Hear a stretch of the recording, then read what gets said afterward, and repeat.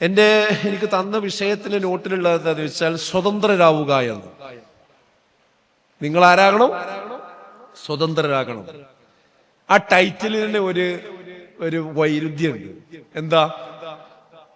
ഇന്ന് പൊതുവെ ഈ പ്രായത്തിലുള്ള കുട്ടികളെ വിളിച്ചു കണ്ട് നമ്മളൊക്കെ പറയണത് എന്താ? നിങ്ങൾ സ്വതന്ത്രവാദത്തിലേക്ക് പോകാൻ പാടില്ല എന്ന്, അല്ലെ? ലിബറലിസത്തിലേക്ക് പോകാൻ പാടില്ല. പക്ഷെ നിങ്ങൾ ലിബറലുകളാവുക എന്നാണ് എനിക്ക് വിഷയം.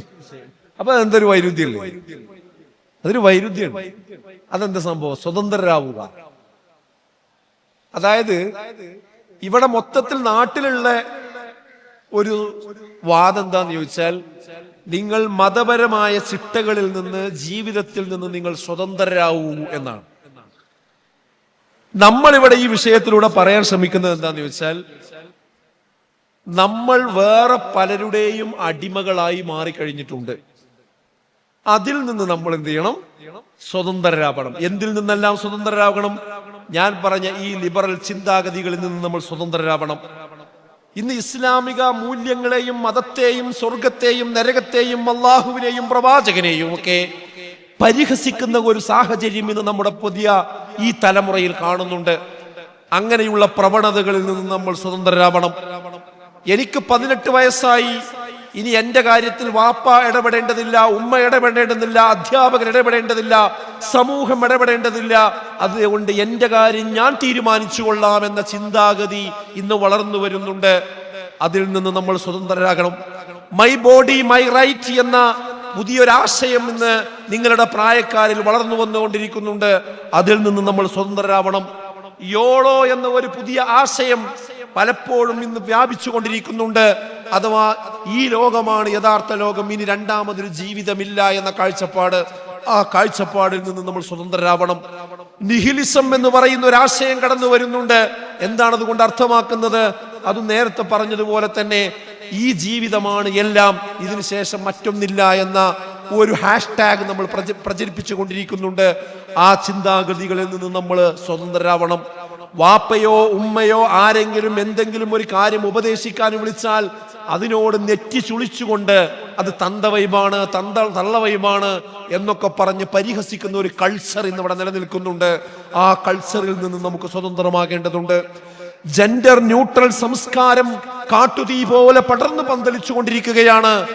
ആ ഒരു ചിന്താഗതിയിൽ നിന്ന് നമ്മൾ സ്വതന്ത്രരാവേണ്ടതുണ്ട്.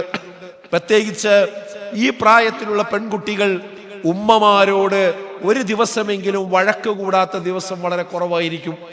രക്ഷിതാക്കളോട് കയർക്കാത്തവർ കുറവായിരിക്കും. അവർക്ക് എപ്പോഴും പരാതിയാണ്, എന്നെ പരിഗണിക്കുന്നില്ല, എന്റെ ഇഷ്ടത്തിന് എന്നെ വിടുന്നില്ല എന്ന് പറഞ്ഞുകൊണ്ട്. നിങ്ങളുണ്ട് എന്നല്ല ഞാൻ പറയുന്നത്, ഈ പ്രായത്തിലുള്ള കുട്ടികൾ പലപ്പോഴും രക്ഷിതാക്കളുടെ ശത്രുപക്ഷത്ത് നിൽക്കുന്ന ഒരു സ്വഭാവമുണ്ട്. അത്തരം ചിന്താഗതികളിൽ നിന്ന് നമ്മൾ സ്വതന്ത്രരായി മാറേണ്ടതുണ്ട്.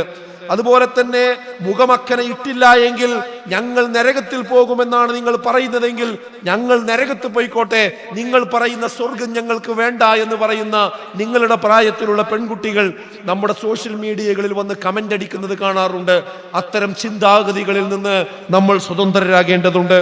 അതുപോലെ തന്നെ കോസ്മെറ്റിക്സിന്റെ തടവറയിൽ ജീവിക്കുന്നവരായിട്ടാണ് ഇന്ന് നമ്മുടെ മക്കൾ മാറിക്കഴിഞ്ഞിട്ടുള്ളത്. ആ കോസ്മെറ്റിക്സ് ബിസിനസിന്റെ കരാളഹസ്തത്തിൽ നിന്ന് നമ്മൾ സ്വതന്ത്രരാകേണ്ടതുണ്ട്. വിവാഹം എന്ന് പറഞ്ഞാൽ ഒരു പേടിയോടുകൂടി കാണുന്ന സാഹചര്യമാണ് നിങ്ങളുടെയൊക്കെ തലമുറകളിൽ ഇപ്പോഴുള്ളത്. ആ വിവാഹ പേടി നിങ്ങൾക്കുണ്ടായതല്ല, ആരൊക്കെയോ നിങ്ങളുടെ മനസ്സിലുണ്ടാക്കിയതാണ്. അതൊരു തടവറയാണ്.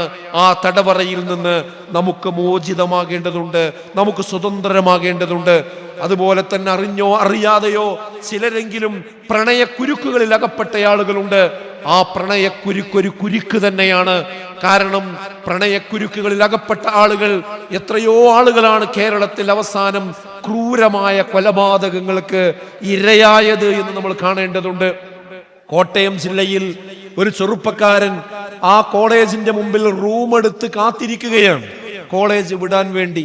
കോളേജ് വിട്ട് അവൻ പ്രണയിക്കുന്ന കാമുകി അവിടുന്ന് കോളേജ് വിട്ട് ഗ്രൗണ്ടിലൂടെ നടന്നു വരുമ്പോ പെട്ടെന്ന് ഇവൻ ഓടിയടുത്ത് അവളെ ആ ഗ്രൗണ്ടിൽ തള്ളിയിട്ട് അവന്റെ കയ്യിലുള്ള കത്തി കൊണ്ട് കഴുത്തറുത്ത് കൊന്ന സംഭവം അമേരിക്കയിലല്ല, നമ്മുടെ കോട്ടയം ജില്ലയിലാണ്.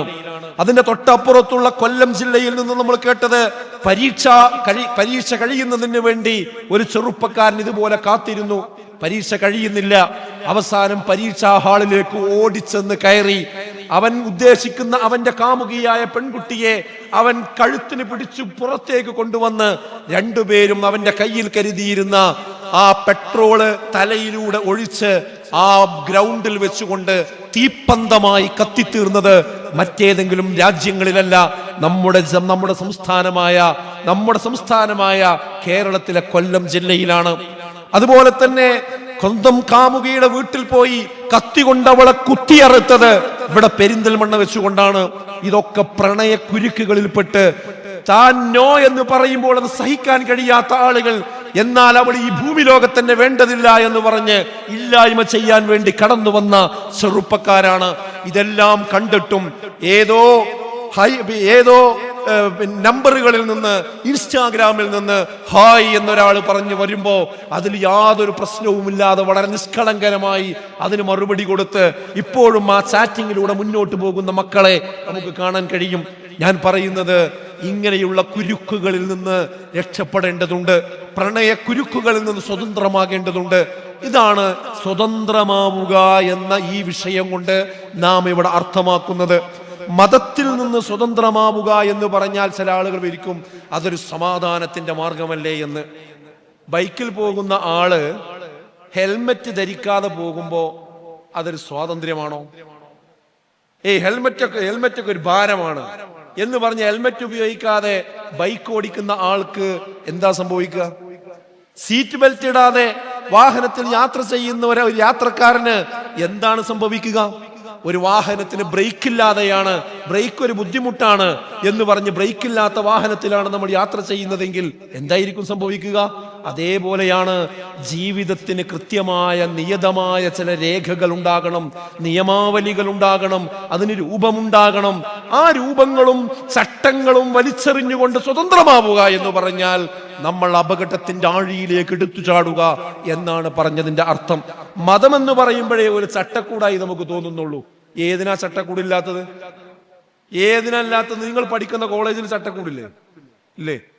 നിങ്ങൾ രാവിലെ ചെല്ലുമ്പോ ഒരു നിയമം അവിടെ ഇല്ല, ബെല്ലില്ല, പീരിയഡ് ഇല്ല, അതുപോലെ പിന്നെ ചാർട്ടില്ല, ഒന്നുമില്ല. ഇന്ന് എവിടെ ഇരിക്കണ്ടത്? നിങ്ങൾക്ക് ഇഷ്ടമുള്ളവർത്തിരുന്നോളി. ഇന്ന് ഏത് മാഷ പഠിപ്പിക്കണത്? ഏതെങ്കിലും ഒരു മാഷ് വരും. ഇന്ന് ഏത് പുസ്തകമാണ്? ഏത് ബുക്കൊന്നുമില്ല. ഇന്ന് എപ്പോഴാ വിടുക? അതൊന്നും അറിയില്ല. ഇന്ന് ഹെഡ്മാഷ എവിടെ? ഹെഡ്മാഷൊന്നുമില്ല ഇവിടെ. ഇങ്ങനെയുള്ള ഒരു സ്ഥലത്ത് പോയിട്ട് പഠിച്ചും കണ്ടി നമുക്ക് പുറത്തു വരാൻ കഴിയും. അവിടുത്തെ നിയമം നമ്മൾ എത്ര കർശനായിട്ട് പാലിക്കുന്നുണ്ട് അല്ലേ? പരീക്ഷ എത്ര കർശനമായി പാലിക്കുന്നുണ്ട്. ആ പരീക്ഷയ്ക്ക് എത്തേണ്ട സമയത്തിന് മുമ്പേ നമ്മൾ എത്തണില്ലേ? അതിനുവേണ്ടി നമ്മുടെ ശരീരം മുഴുവൻ ഒന്ന് പരിശോധിക്കണം എന്ന് പറഞ്ഞാൽ നമ്മൾ ആ പരിശോധനക്ക് നിന്നു കൊടുക്കണില്ലേ? ആ നിയമങ്ങളൊക്കെ നമ്മൾ പാലിക്കണില്ലേ? ഒരു ഹോസ്പിറ്റലിൽ ചെന്ന നിയമല്ലേ? എവിടെയാ നിയമമില്ലാത്തത്? ഈ രാജ്യത്തിന് നിയമം വേണ്ടേ? ഈ കഴിഞ്ഞ ഏതാനും ദിവസങ്ങളായിട്ട് എല്ലാവരും പാല് തിളച്ചുക്കണോ നോക്കണമാതിരി പിന്നെ നേരെ മൊബൈലിൽ ഇങ്ങനെ നോക്കിക്കൊണ്ട് നിൽക്കണില്ലേ? മുഖ്യമന്ത്രിയായോ അല്ലേ? 10 ദിവസം നമ്മുടെ കേരളം ഇങ്ങനെ കാത്തിരിക്കുന്നു. മുഖ്യമന്ത്രി ആരാന്ന് ചോദിച്ചാൽ കാത്തിരിക്കുന്നു. ഇപ്പൊ ആൾക്കാർ അന്വേഷിക്കണത് എന്താ? ആരാ മന്ത്രിമാരാ? സത്യപ്രതിജ്ഞപ്പളാ? ഇതൊന്നും വേണ്ടവിടെ. എന്തിനാ അതൊക്കെ? നമ്മളാരെങ്കിലും പറയുന്നുണ്ടോ? ഇതൊക്കെ വേണമെന്നാ നമ്മൾ പറയണത്. ഇവിടെ ഒരു മുഖ്യമന്ത്രി വേണം, ഓരോ വകുപ്പിന് മന്ത്രിമാര് വേണം, അതിന് ഓരോ മന്ത്രിമാരെ സഹായിക്കുവാൻ സ്റ്റാഫ് വേണം, അതിന് സംവിധാനങ്ങൾ വേണം, ഭരണനിർവഹങ്ങൾ വേണം. എങ്കിലേ നമ്മുടെ സംസ്ഥാനം മര്യാദക്ക് പോകുള്ളൂ. ഇത്രയും ദിവസമായപ്പോഴേക്ക് തന്നെ ഇതാ അധ്യാപക സമൂഹം, വിദ്യാർത്ഥി സമൂഹം, ഇതാ ജൂൺ മാസമായി, സ്ഥാപനങ്ങൾ തുറക്കാനായി. എന്താ ഗവൺമെന്റ് വരാത്തത്? എന്താ നിർദ്ദേശം വരാത്തത്? ചോദിക്കാൻ തുടങ്ങി അല്ലേ? അപ്പൊ എന്താ നിന്നൊക്കെ മനസ്സിലാക്കേണ്ട കാര്യം? ഒരു ചിട്ടയും വ്യവസ്ഥയും ഒരു നേതൃത്വവും സംവിധാനവും ഒരു വ്യക്തിക്കും ഒരു കുടുംബത്തിനും ഇല്ലാതെ പോയാൽ അത് നശിക്കും. സമൂഹം നശിക്കും. ഒരു രാജ്യത്തിനില്ലാതെ പോയാൽ അവിടെ അരാജകത്വമാണ് ഉണ്ടാവുക. അപ്പോൾ ജീവിതത്തിന് മൊത്തത്തിൽ ഒരു നിയമം ഉണ്ടാവുക, അടുക്കും ചിട്ടയും ഉണ്ടാവുക എന്നത് നമ്മളെ ബുദ്ധിമുട്ടിക്കാനുള്ള ഒരു വ്യവസ്ഥയല്ല. അതെന്തിനു വേണ്ടിയാ? നമ്മളെ സഹായിക്കാനുള്ള വ്യവസ്ഥ. അതാണ് നമ്മൾ ഇതിൽ ആകത്തുക മനസ്സിലാക്കേണ്ട കാര്യം.